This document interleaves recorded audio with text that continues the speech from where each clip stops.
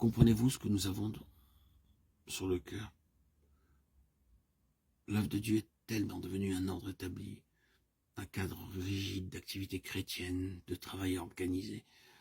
On entre là-dedans et on devient partie intégrante d'une immense machine.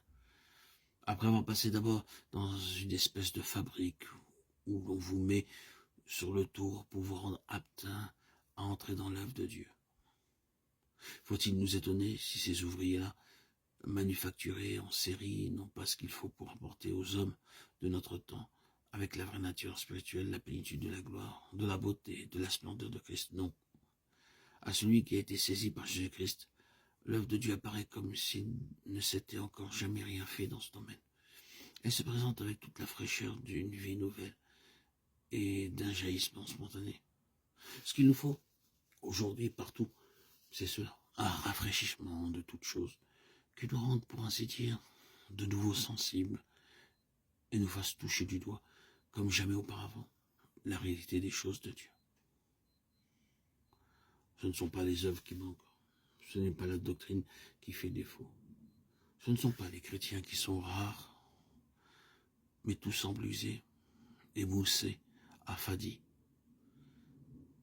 Les meilleures choses sont entrées dans des ornières, et ces ornières sont devenues des tombeaux. Les œuvres les plus dignes de vivre semblent drapées d'un linceul.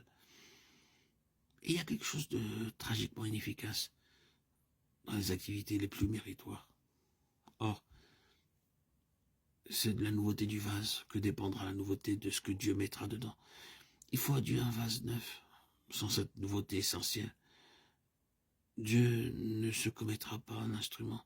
Si vous avez saisi la signification profonde des choses, si votre vision spirituelle était exercée au discernement de la situation actuelle, vous ne pourrez pas échapper à cette conclusion, c'est que l'espoir du peuple de Dieu ne saurait être dans la simple propagation de la doctrine de la foi, dans une simple persévérance à accomplir le même travail de la même façon.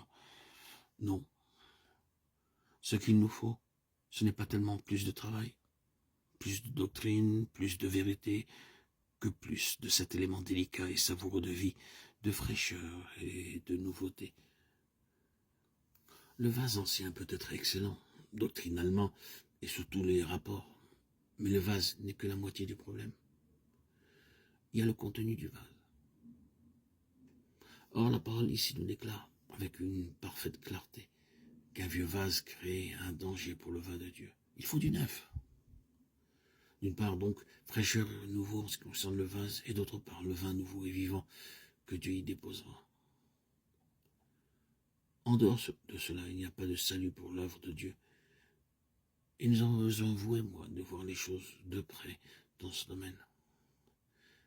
Car c'est l'essence même de notre ministère. S'il est une prière que nous devons avoir sur le cœur, c'est celle-ci. Seigneur, garde ce témoignage dans le chemin de la vie. Ne permets pas qu'il descende au niveau simplement doctrinal d'un enseignement qu'on adopte, qu'on transmet, qu'on commente. Que les Seigneurs nous entendent et qu'ils nous maintiennent, nous et notre ministère, dans le sillon de ce qui est toujours nouveau et dans cette fraîcheur spirituelle qui est par excellence la marque de ce qui est de Dieu. Frères et sœurs, bien-aimés en Christ, soyez bénis au nom précieux et puissant de notre Seigneur, Seigneur des Seigneurs, Roi des Rois, Jésus-Christ. Alléluia. Amen. Gloire à Dieu au plus haut des cieux et paix sur la terre aux hommes qu'il aime.